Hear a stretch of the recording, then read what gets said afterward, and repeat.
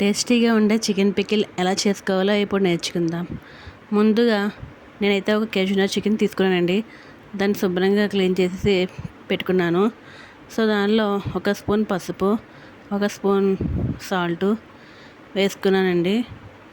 So కొంచెం oil కూడా వేసుకొని బాగా ఈ ముక్కలన్నిటికీ కూడా కలిసేలాగా బాగా కలిపెట్టేసుకోవాలండి. కలిపెట్టేసుకొని పక్కన పెట్టేసుకోవాలి.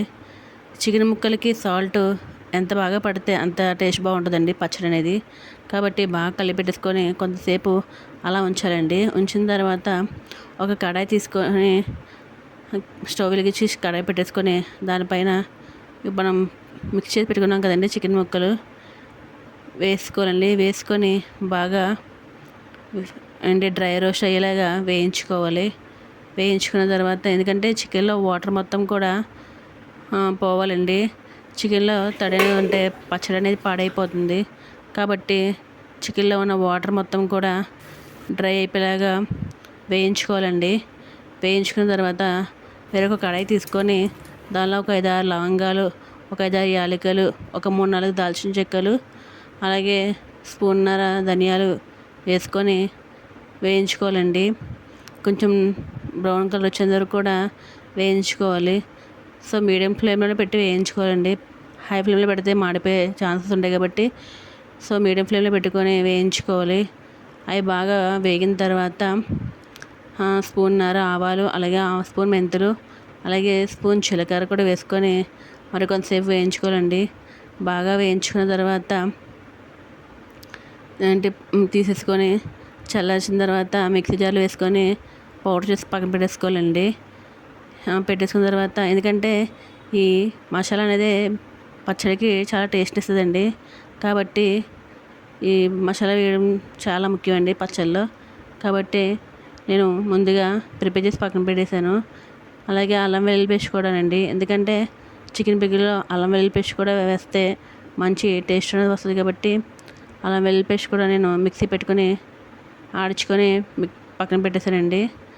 సో తర్వాత ఒక కడాయి తీసుకున్నానండి. తీసుకొని దానిలో ఆయిల్ పచ్చడికి సరిపడేంత ఆయిల్ వేసుకున్నాను. ఎందుకంటే చాలామంది పచ్చళ్ళు అనేటప్పటికీ పల్లి ఆయిల్ లేదా నువ్వుల ఆయిల్ని ఉపయోగిస్తారండి. ఎందుకంటే పచ్చళ్ళు టేస్ట్ అనేది బాగుంటుంది కాబట్టి నేను కూడా పల్లి ఆయిల్ తీసుకున్నానండి. పచ్చడికి సరిపడా పల్లి ఆయిల్ తీసుకున్నాను. తీసుకొని ఆయిల్ మరీ అంత హీట్ కాకుండా ఒక మాదిరి వేడెక్కిన తర్వాత నేను వేయించుకున్నాను కదండి, డ్రై రోస్ట్ చేసుకున్నాను కదా చికెన్ పిక్కలు ముక్కలు, సో అవి వేసుకున్నానండి. వేసుకొని బాగా వేయించుకున్నాను. వేగిపోయిన తర్వాత అంటే బాగా బ్రౌన్ కలర్లో రావాలండి. ముక్క బాగా గట్టిగా ఏం సరి కూడా వేయించుకోవాలి. అలా అయితేనే పికిల్ టేస్ట్ బాగుంటుందండి. సో నేను అలాగే బాగా వేయించుకున్నానండి. వేయించుకున్న తర్వాత దానిలో మనం ప్రిపేర్ చేసి పెట్టుకున్న అల్లం వెల్లుల్లి పేస్ట్ కూడా వేసుకొని ఆ రెండు మిక్స్ అయ్యేలాగా బాగా వేయించుకోవాలండి. వేయించుకున్న తర్వాత బ్రౌన్ కలర్ వస్తుందండి ముక్కలు అనేవి. సో బ్రౌన్ కలర్ వచ్చేలా ఉంటే ముక్కలు అనేవి వేగిపోయినట్టండి. ఆ వేగిపోయిన తర్వాత ముక్కల్ని స్టవ్ ఆఫ్ వేసుకోవాలండి. ఆఫ్ వేసుకున్న తర్వాత క్వాంటిటీగా తీసుకున్న కారం అలాగే సాల్ట్ కూడా వేసుకోవాలి. అంటే చికెన్కి ఎంత క్వాంటిటీ ప్రకారం అనేది సాల్ట్ కారం ఉంటాయి కదండి, అవి వేసుకోవాలి. నేనైతే కేజీన్నర చికెన్ కాబట్టి కప్పు కారం, అలాగే హాఫ్ కప్పు సాల్ట్, అలాగే కప్పు మసాలా అయిందండి. ఇందాక మనం డ్రై చేసుకున్నాం కదండి, డ్రై రోస్ట్ చేసుకున్నాం కదా మసాలా, అవి ఒక కప్పు అయింది. సో ఇవి అన్నీ కూడా బాగా కలిపేసుకొని అంటే ఫస్ట్ మసాలా, అలాగే కారం 1 కప్పు కారం, అలాగే సాల్ట్ ఇవన్నీ కూడా వేసుకొని ముక్కలకి బాగా కలిసేలాగా బాగా కలుపుకోవాలండి. కలుపుకున్న తర్వాత చికెన్ పికిల్కి నిమ్మకాయ రసం కూడా యాడ్ చేయాలండి.